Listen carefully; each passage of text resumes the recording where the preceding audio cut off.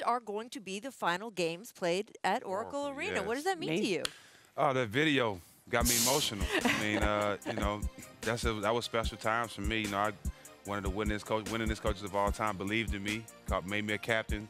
You know, I was able to play big in that series, be the 1 seed. Though this team, like I tell you all the time, Rach, this team is the only team I played for that make me feel like family.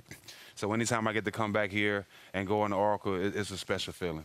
I mean, I'm with you at some of these different venues. I feel like you get a bigger reaction here than you do in San Antonio where you won the title. Oh, no question. I'm definitely a star. I have my home day here. April 12th is Stephen Jackson Day here in the Bay. There we go. And it's just, I think this city just appreciate what we did in that short time.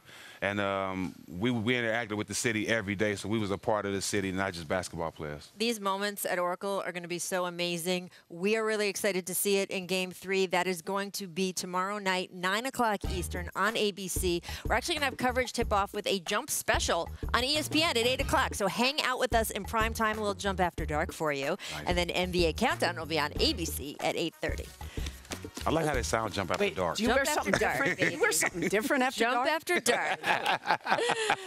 There is that line in A League of Their Own when Tom Hanks says that winning is not supposed to be easy. It's the hard that makes it great, he says, which is a pretty important idea we've talked about before on this show, and absolutely something that both the Warriors and the Raptors are grappling with right now as this NBA Finals shifts to Oakland. Let's start with Golden State. Yeah, they've had their share of incidents over the past couple years, but none of it has really been hard, right? The biggest complaint about the Warriors is that they would often play bored, and most wins, even in playoff games, were just treated as matter of fact. Until they lost Kevin Durant last month. Then it got harder. But it also meant that when the team won, well, as both Steph Curry and Draymond Green have explicitly said on this show, it also made it more joyful.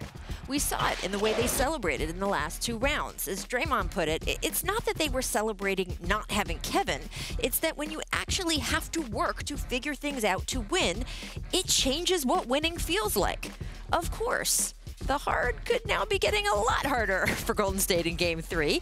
Klay Thompson listed as questionable with a hamstring strain. Kevon Looney is out with a fractured collarbone. And Durant still appears not quite ready to return. And look, that could all always change.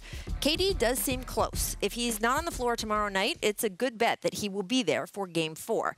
And Klay, well, Klay says he's playing tomorrow. This could be wishful thinking. Players almost always say they can play, but Klay has never missed a postseason game in his career and gets the benefit of the doubt from me until proven otherwise.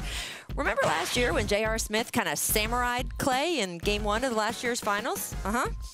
That left Klay with a high ankle sprain. That's an injury that can often take up to 2 months to heal.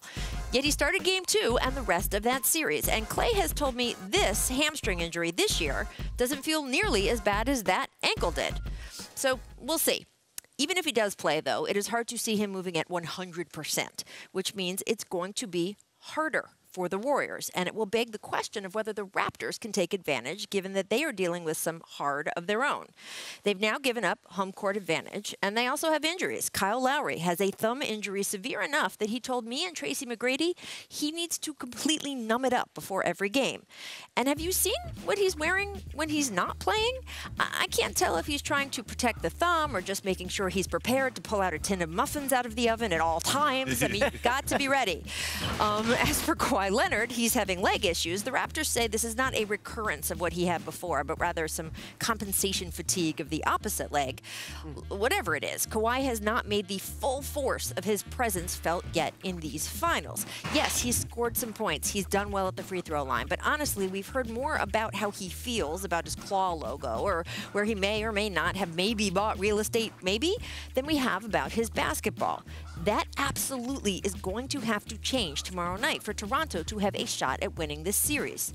Really, for either team, Game 3 is looking like it's going to be about whoever can deal with their version of hard better, which is how it's supposed to be, right?